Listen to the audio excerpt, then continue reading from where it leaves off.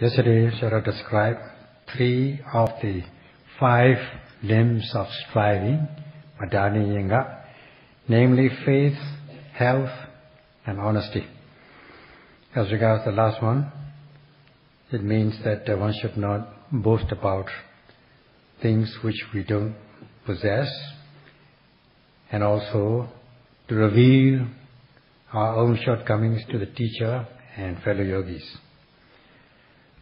So the third one is very important as much as the first one, not to boast about, not to hide, especially when you are reporting your observations at interviews. You should report your observations short to the point, with openness. And in this regard, Sayadaw would like to explain a little bit in more detail so that you are able to gain extraordinary concentration and insight within a short time. When it is said that not to reveal to the teacher, meditation teacher and fellow yogis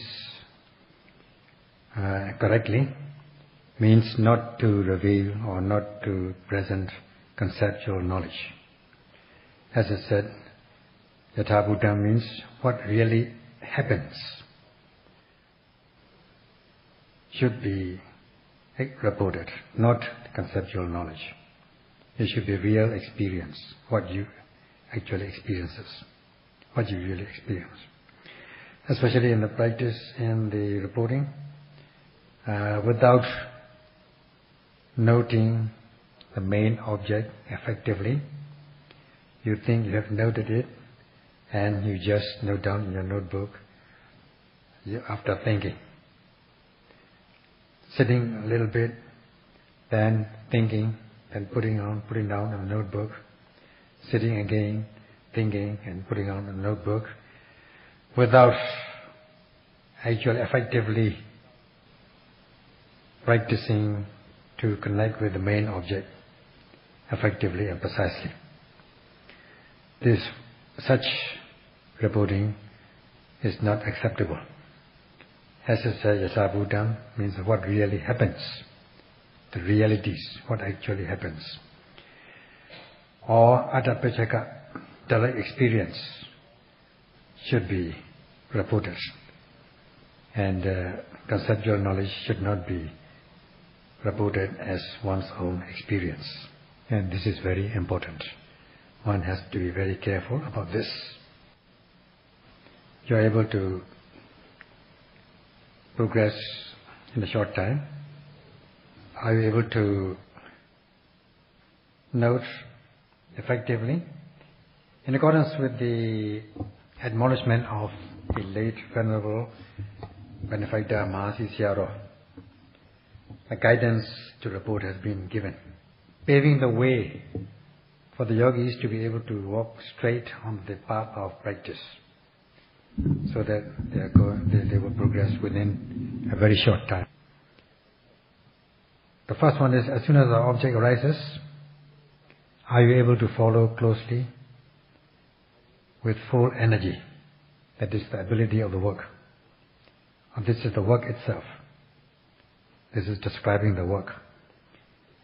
As soon as the object arises, whether it may be main object or secondary objects. There are only 2 kinds of objects.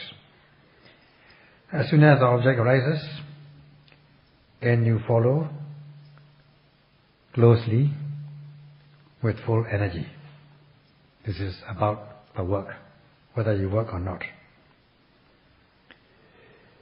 During sitting, the main objects are rising, falling, sitting, touching.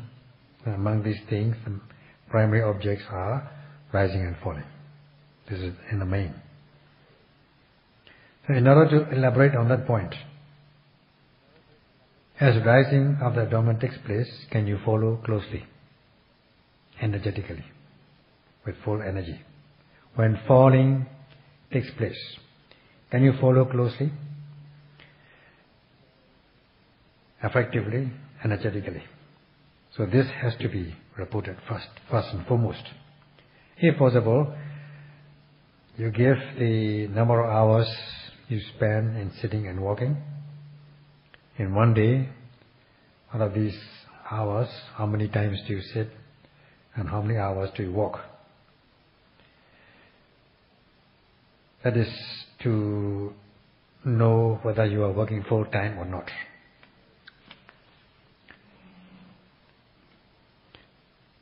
So that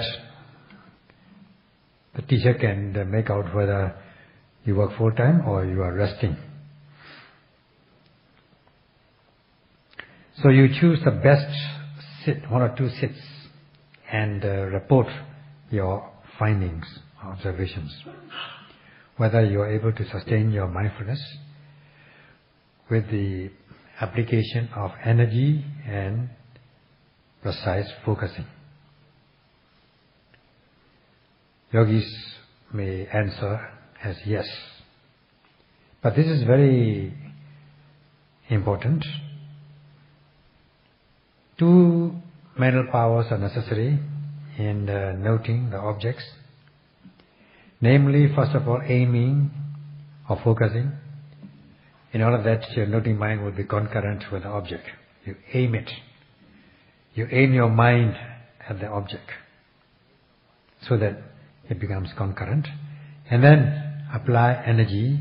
This is the driving force in order to connect, in order to make the noting mind connect with the object. This is energy, this is a driving force. So these 2 mental powers are necessary in noting rising and falling. Of course, in the main object of rising and falling is in the main. You should report first and foremost the main object or primary object of rising and falling, not other things, as soon as you begin your report. Now this is the first point. Second point is whether you note it effectively, precisely. This is about the ability or quality of your mindfulness, whether your noting mind is continuous or not. Yogis may say yes. So if you are able to note effectively, precisely, what do you know of it? What do you know of the object? For instance, when you are paying attention to the abdomen and noting rising and falling, as it arises and falls, do you see the form of the abdomen, or the manner of rising and falling, or the quality in terms of sensations? For instance, if the rising takes place, what are the qualities did you notice? Like stiffness, tension, movement, and so on. And when falling takes place, whether you notice relaxation, heat, cold, stiffness, rigidity, hardness, and so on. Like when you are taking food, when you chew, every time you chew, you are bound to feel the taste of the food. That's why when you chew the food, if you are asked what do you know of it, then you should be able to tell the taste that you feel every time you chew. So when you are able to note, you should be able to report the qualities, the sabhava, the natural or unique characteristics of the object noted. So this is how you have to report what you really experiences, not otherwise. Suppose you are not able to connect with the main object, you are not able to follow the main object, what happens? The mind may not be at that time with the abdomen. Your mind may be wandering, thinking, remembering, planning, and so on. And do you note this wandering mind or not at once? And if you note what happens to it, does the mind still continue to or to wander or not? So after, or do you just note 1 or 2 times and then come back to the main object of rising and falling? Or at that time, are you aware of the sensations in the body? your mind must have gone to the obvious object of sensations in the body, like aching, pain, itch, and so on. And if you are able to note such sensations, what do you know of them? What are the nature of these sensations? This is Yatha Buddha, the actual happening. What is obvious and what is manifested in your mind should be presented to the teacher. If you are able to do that completely, then the teacher will be able to give you guidance so that yogis will progress very quickly. That's why Buddha himself has said that one should be able to report what one actually experiences, what really happens.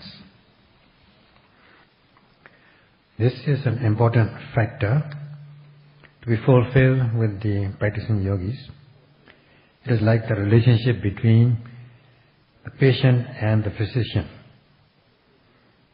Only when the patient is able to explain what happens to him or her, what is the sickness, what kind of disease, and what is happening, will the physician be able to give proper treatment, give you effective remedies.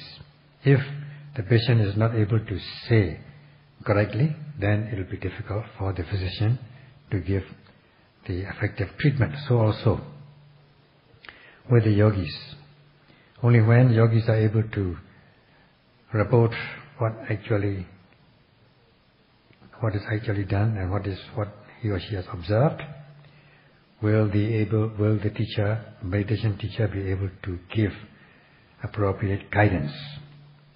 If, however, yogis would say something which she or she has not possessed, has not experienced, suppose without practicing, he or she may be resting, and without revealing this correctly, if he or she says that he or she is practicing, then it will be difficult for the teacher to give proper guidance. So it is necessary not to pretend to possess what one actually doesn't, not to hide one's own things, to be honest. And this is a very important limb of striving. Hence the Buddha has given this instruction. This much should be understood by the yogis about the third limb of striving. And let us go to the fourth one, which is easy. As is given, arada viriyo viharati. One should live with sustained energy, or one should practice with sustained energy. Sustaining energy in all the four postures. Big postures, main postures, like walking, standing, lying, sitting, and also small, minor postures. So, this kind of sustained energy is the energy so that it will not stagnate in the middle, nor will it recede. It will only progress with momentum. This is what is meant by this arada virya, sustained energy. Now this arada virya, sustained energy, has the kind of energy. It is there must be already a original initial energy. There must be initial energy to start with. That's why we call it sustained energy. And this is a kind of energy with the basic initial one, and then this energy will not shrink back, will not recede, will not become exhausted. It will only advance forward, not become wearied or tired or exhausted, and not giving up. So this kind of energy is to overcome. Now there are 3 stages of energy. One is Arambha Dhatu, that is initial energy, initial application of energy. Then we have Nekama Dhatu, that is stepped up energy, like the booster rocket in your spacecraft.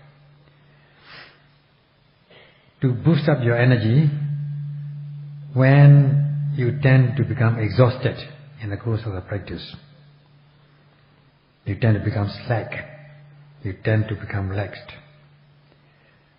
Then, in order to gain extraordinary concentration and knowledge, you put up this energy, boost up this energy, Nekama Dhatu, to overcome this exhaustion, slackness, and sluggishness, laziness. This is the 2nd stage of energy. And then we have the 3rd stage of energy. In order to reach the goal, not to stagnate in the middle, not to recede, but to progress forward, to reach the goal. That is the final application of energy. This is Parakama Dhatu. Now there's 3 kinds of energy, or 3 stages of energy, which constitute Arada Virya, sustained energy. First of all, we have this Arambha Dhatu, initial launching energy. When yogis have come to the retreat and start sitting to note the main objects in the main first, paying attention to the abdomen, breathing normally, as rising and falling takes place, they try to connect, and in order to connect with the object, they apply this energy, driving force, in order to drive the noting mind to reach the object to be noted. This is the initial launching energy. So that you will not miss the object. This is very important. As much as you apply this energy in sitting, you do so in walking meditation. You try to follow your steps closely so that you can connect with every step. And you apply this energy, driving force. And you do the same thing when other objects arise. We mean secondary objects. And in this way you apply this energy. Such is initial launching energy. Like in agriculture, plantation or gardening, when you start planting saplings, first of all you have to make an effort to let the sapling grow. And this is about Arambha Dhatu, initial launching energy. At the beginning of the practice, you may have excessive zeal in the practice, unnecessary energy, too much energy, applying too much energy, in which case your noting mind can overshoot the object, so that your noting mind will not be concurrent with the object to be noted. At other times, it is on the other way around.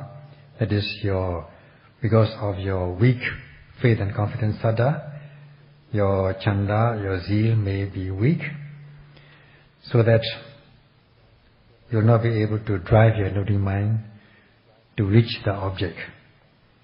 So it will not be able to catch up with the object because you are not applying enough energy because of weak zeal and weak faith and confidence. So in order to be concurrent, you apply this jhanic factor of focusing, aiming your noting mind towards the target. As rising takes place, you aim your mind at the rising object. And when falling takes place, you aim your noting mind at the falling object. So this kind of mental factor is a jhanic factor. Out of 5 jhanic factors to give rise to absorption, the first one is vitakka, aiming. This is very important in order that your noting mind will be able to be sustained on the object to be noted, giving rise to mindfulness, sati,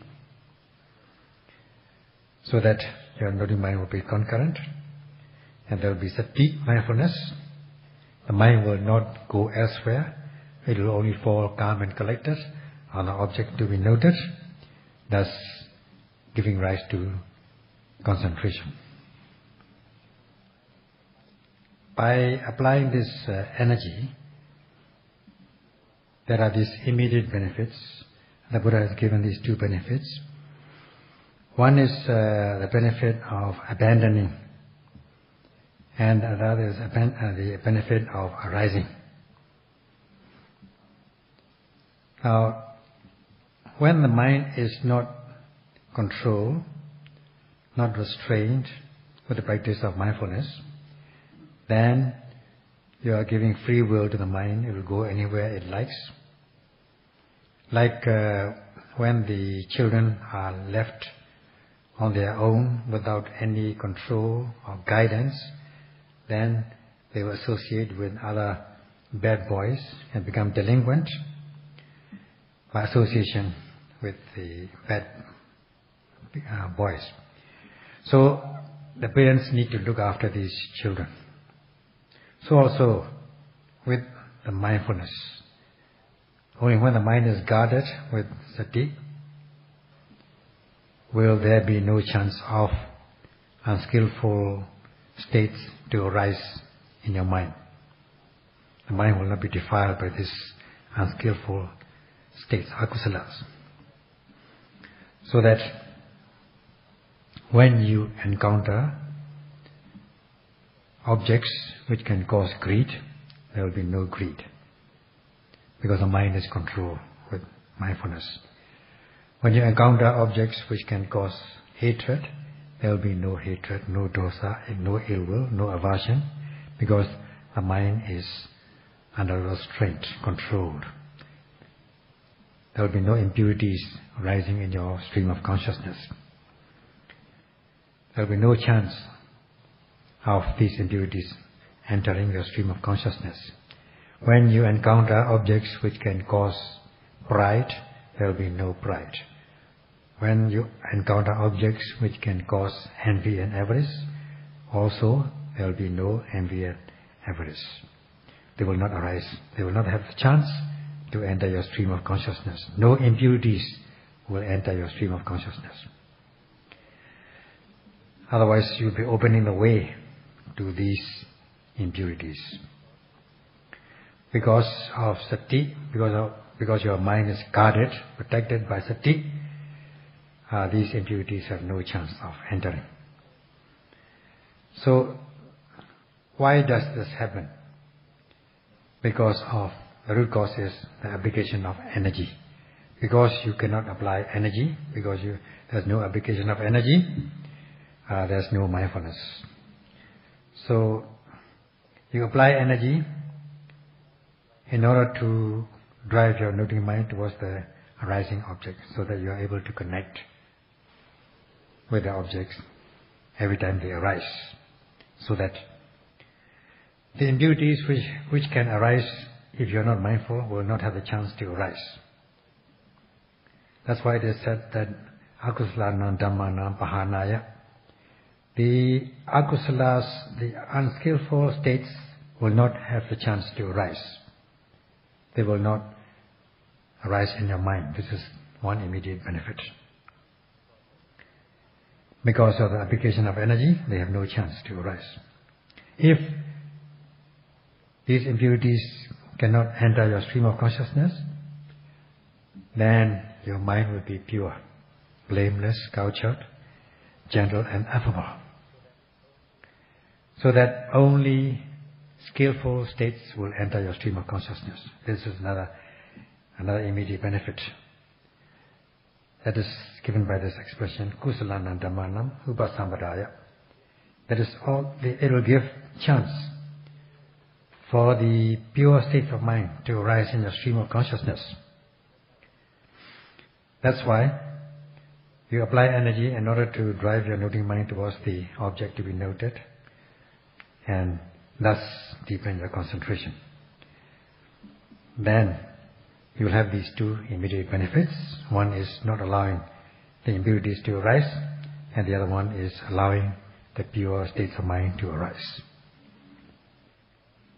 This energy is required in order to generate sati and samadhi. If one cannot apply energy, sati will not arise, mindfulness will not arise. If there is no mindfulness, then these kilesas such as raga, dosa are bound to arise in your stream of consciousness. If you are not guarded, protected or controlled by sati, then there cannot be any concentration. The mind will be out of control. So only when you are able to sustain mindfulness, your concentration is bound to deepen. For this, Lona Variya, application of energy, is the criteria. As much as your energy is strong, your mindfulness will be sustained, so as not to allow kilesas to arise in the stream of consciousness. And also your mind will become concentrated.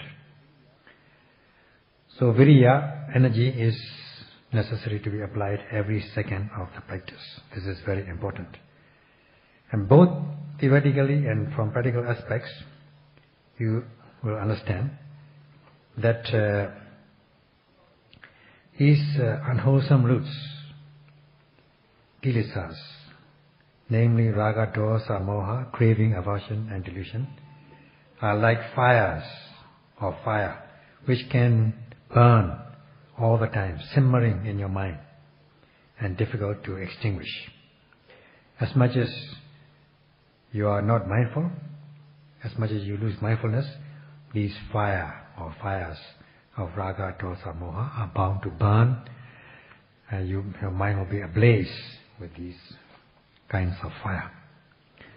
And also, if you are not able to connect properly and be aware of the true nature of the objects noted clearly, then you are bound to be overwhelmed by delusion, confusion, bewilderment, moha, which will also burn in you. You will be ablaze with this kind of fire all the time. It's just like in the ordinary fire, when you prevent, prevention is the best treatment. So also, by preventing fire, you can win over the fire. You can overcome it. Prevention is better than cure. The same thing goes with the internal fires which burn in your body. These fires of raga, dosa, moha, craving, aversion and delusion. By preventing these kilesa fires from burning, so that you are not ablaze with these fires, you prevent them with the application of mindfulness, sati. By preventing, you can conquer them. You can win over them. So in order to sustain mindfulness, you need the application of energy, so that the noting mind will be able to connect with the object to be noted. If you are not able to connect with the object, if you are not able to apply this energy, then the mindfulness will not be sustained on the object.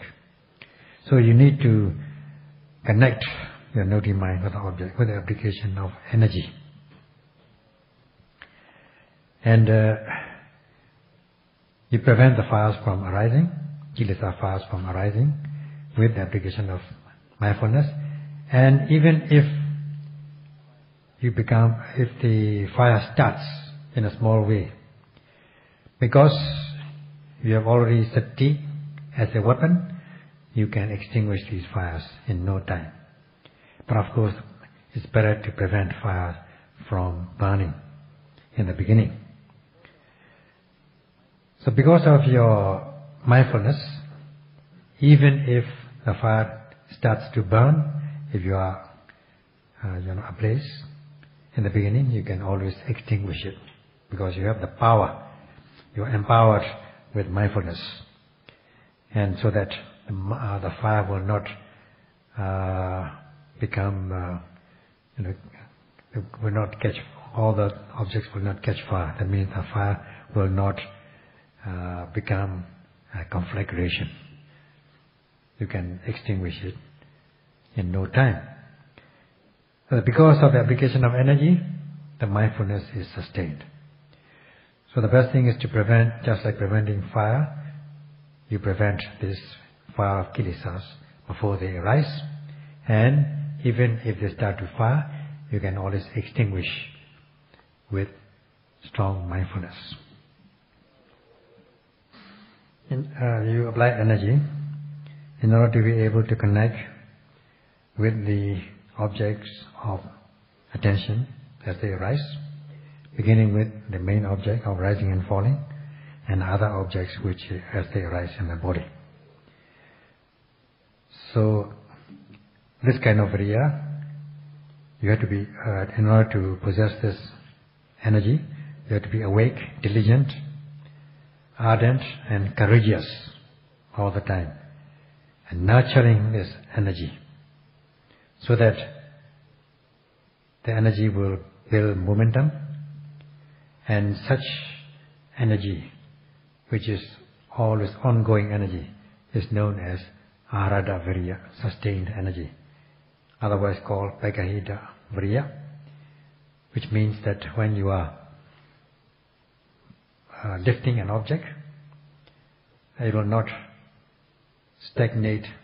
Suppose you are lifting on an elevator, it will not stagnate in the middle, nor will it go down, but it will rise up and up with momentum. When it rises in momentum, there is bound to be tremendous, overwhelming energy. So, if you are able to allow to rise continuously, these things, states of the same nature, that is energy in this case, it will build momentum, so that the preceding energy is continuous with the succeeding energy. And such an energy is known as Dhamma.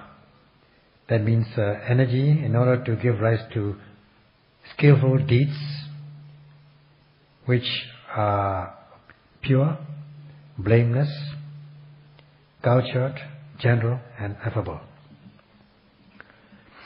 If, on the other hand, sometimes you apply energy to note the main object and every other arising object, at other times you take a rest, sometimes at other times you spaced out, or at other times you are thinking this and that, then of course, then you will not be able to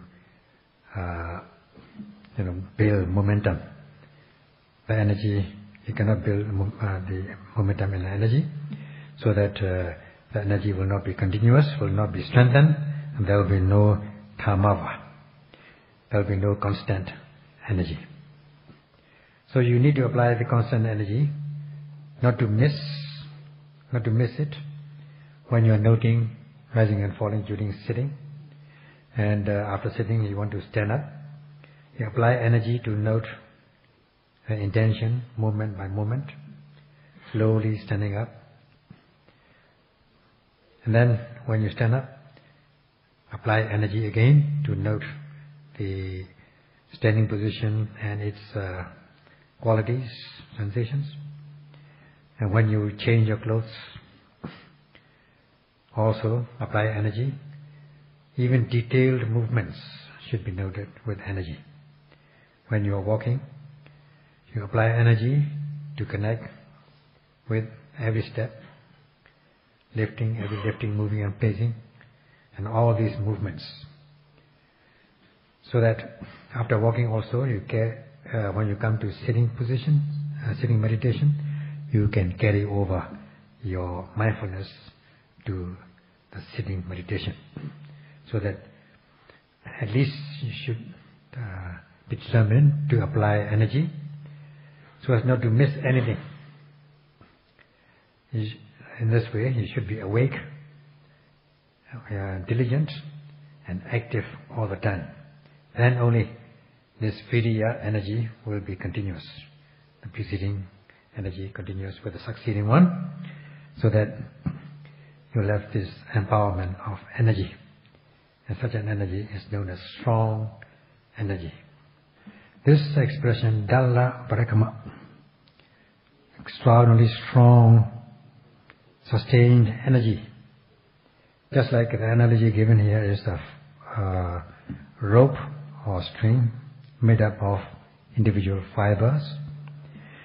Now these individual fibers themselves are not strong enough to withstand any strain. But though they are not strong individually, if they are united or combined together to form a rope, intertwined to form a rope or string, then they will have a strong energy, Dhamma. So also, you apply energy in order to drive your noting mind towards the object to be noted, beginning with the main object of rising and falling, or other rising objects as they arise. You are said to be uniting or bringing together these individual fibers and intertwining them, so that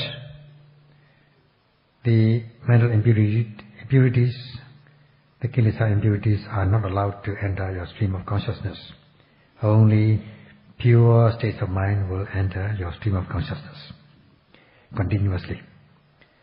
That is because you are uniting, or you are applying this energy continuously. The preceding energy continues with the succeeding energy, and this way building momentum, just like bringing together these individual fibers, so that you end up with very strong, extraordinarily strong energy, Dalla Parakama.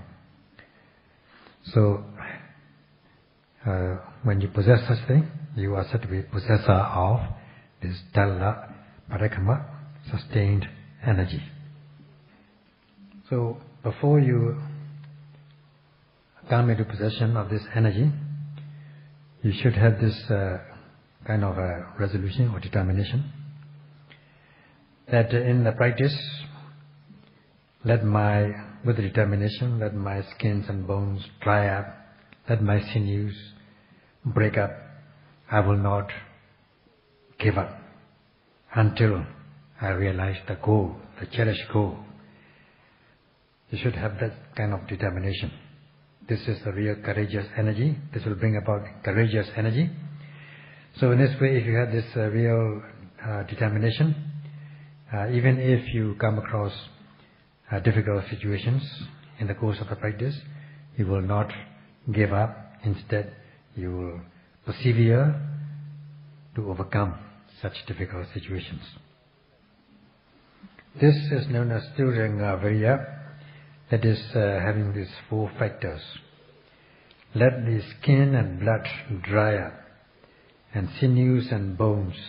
Let my sinews and bones remain. So that kind of courageous determination. Now this exhorting to apply energy all the time, sustained energy, ardent energy, to be wakeful, to be diligent, and so on. Exhorting like this is, the Buddha said this, you may think that does it not amount to forcing, demanding too much, so that one cannot shoulder this kind of burden. Too heavy for us, too heavy for anybody. But one may think like this: is it possible, for ordinary persons, for us, for the meditators? One should not think so. Now the practice of meditation is to undertake this high-level discipline, to realize extraordinary benefit with zeal and strong faith. So to realize extraordinary benefit, we must apply extraordinary energy, sustained energy. Just ordinary energy is not good enough. With the application of just ordinary energy, this practice will not be able to be undertaken to realize the extraordinary concentration and insight. You need extraordinary courage. That's why when the Buddha has said that let the skin and blood dry up. Now, you may think that the Buddha is sending us to death or making us suffer pain and death. Now, Buddha is not causing you pain unnecessarily, not causing you death. In fact, he is instructing you, he teaches you to be free from pain and death, to realize, to gain real peace and happiness, not to suffer unnecessary pain and death. That's why the Buddha's words are not wasted. Now, you may think it's too excessive. It is not so. So, by applying this energy, you are practicing a high-level discipline, high-level bhavana, mind development practice.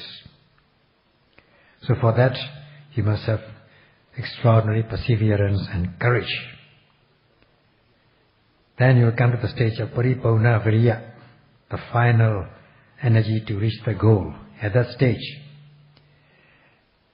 you will find it very easy, comfortable, like cruising, like when you're driving in traffic, on the road, clear of traffic, on weekends, Sundays, something like that.